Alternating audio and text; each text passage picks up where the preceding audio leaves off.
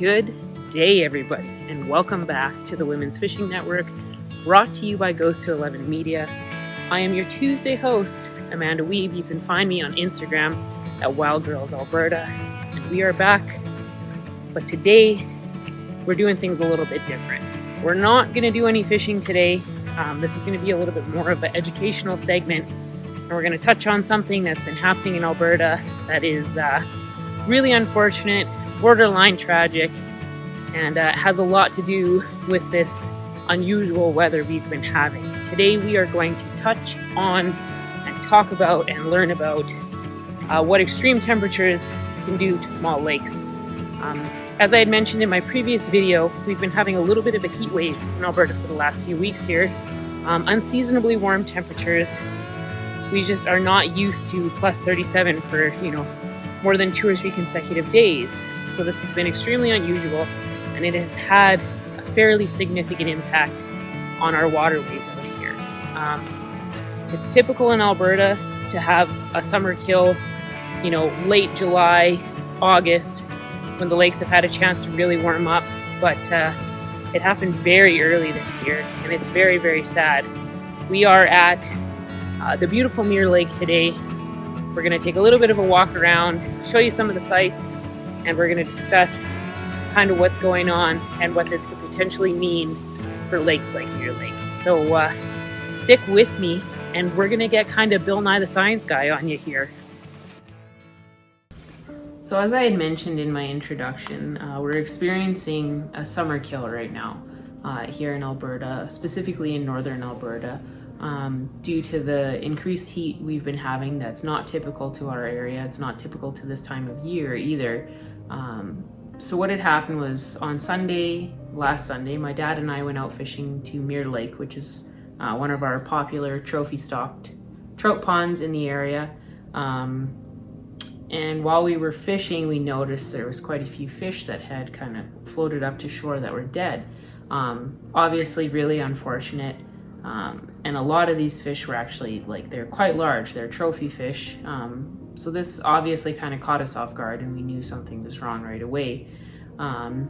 So after investigating it a little bit and looking into it, I realized what was happening. So in Alberta, it's pretty typical to experience a summer kill in late July, early August, after the lakes have had a couple weeks of, decent heat. But this early in the season, and as severe as it was, is really unheard of, really unusual, and can be brought on by a couple different factors. So the biggest factor obviously being the temperature.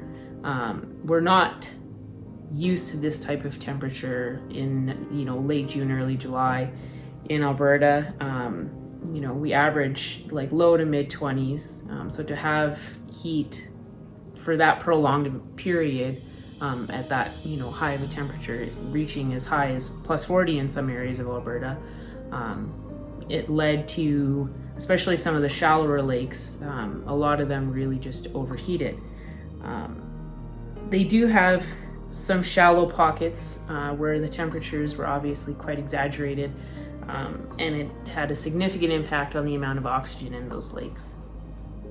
So one of the bigger causes, for sure, the high temperatures can cause algae to bloom and then suddenly die out, which causes the algae to decompose, and that can have a pretty significant impact on the oxygen level in the water. Another big thing the algae does when it blooms is it photosynthesizes. And when you're having that photosynthesis, it means that at nighttime the algae is taking up a lot of the oxygen in the water, which isn't leaving a ton of oxygen for the fish. So essentially they're drowning, which is pretty terrible and really sad. Another big thing in this province that has exaggerated this problem is a serious lack of rainfall. We haven't had any significant rain in northern Alberta or central Alberta for, I would say a month and a half, if not more. A lot of our creeks and rivers, a lot of our lakes have been severely impacted by this. I know a few of my preferred fishing lakes, we're talking, 10 feet plus lower than they would typically be, which is pretty alarming. We're definitely in desperate need of some rain right now. And without that rainfall, a lot of these bodies of water are missing out on that oxygenated water coming in. So that definitely affects the oxygen level within these bodies of water greatly. You know, a lot of these fish can survive by moving into deeper pockets, but when you're dealing with these really shallow lakes, they're kind of hooped. It's really sad. They don't really have anywhere to go.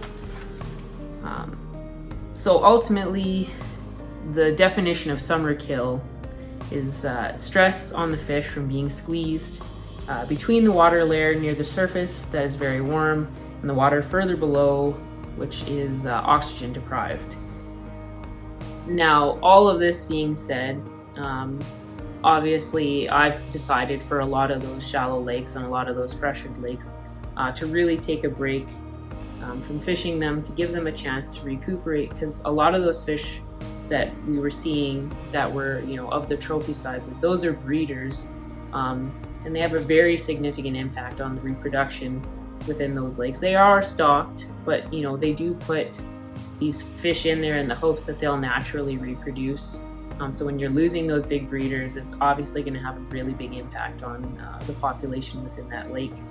So I kind of want to just give them some time to just recuperate and replenish, and hopefully we get some cooler weather in the coming weeks that helps these fish kind of have a break and come back maybe a little bit healthier and stronger. But it really is food for thought. There's also some man-made effects. Obviously climate change has a pretty significant impact on this stuff. You know, we're seeing a steady increase yearly of temperatures, unusual weather behavior, unusual weather patterns that, you know, certain areas really aren't used to. But also even the simple stuff that we do, like fertilizing crops and stuff like that. When you do get that groundwater, when you do get that runoff going into these lakes, we're bringing the fertilizer and stuff like that into the lakes, which is nutrients for the algae, it's nutrients for the weeds that they wouldn't typically get. So you're getting faster blooms, you're getting bigger blooms, which is again depriving these lakes of oxygen. There's just a lot of consideration, you know, and a lot of factors and stuff that go into creating and maintaining and sustaining healthy lakes and healthy waterways. But I definitely want to do my part. You know, knowledge is power, and if you can do something as little as, you know, taking a week off or a couple weeks off from the lake, letting it rest. If you are fishing there, you know, spend less time handling the fish, get them back in the water as quickly as you can. Avoid fishing in the highest temperature parts of the day. It can, you know, it's the little things that can really save these lakes and keep the fish healthy and kicking so that we can come, you know, in future years and enjoy these bodies of water. Yeah, just some food for thought as we all kind of try and navigate this really hot summer. You know, maybe go for a swim instead of pulling the fishing rod out, or save your fishing for the evenings or the mornings when the temperatures aren't quite so crazy. So that's going to be it for me today. I know this is a little bit outside of what I would typically do, but like I said, I am trying to, you know, give some of our lakes a break. It's even a little bit hot for me to be out right now fishing. You know, I love the warm weather, but standing out with the water beating off, or the sun beating off the water onto your face can be tough. But yeah, I hope you guys learned something. I hope, you know, you take something from this and insert it into your own life and your own life as an angler. To be, you know, conscious of the bodies of water that we all know and love, and to treat them with respect and help maintain them and do your part. Yeah, thank you so much to Rick from Goes to 11 Media. We appreciate all the support for putting out cool content for everybody. Thank you so much to our sponsors. You know, we couldn't do this stuff without you. It's pretty great knowing we have some really cool companies that have our back. Make sure that you guys are checking out Chelsea's videos on Wednesdays, and we do have a new girl coming aboard, Christine Baines. She starts her Wednesday segments this week. We're super excited to invite her to the team. I look forward to seeing the content that she puts out for you guys as well. Yeah, try and stay cool, everybody. Stay safe, and I will see you next Tuesday.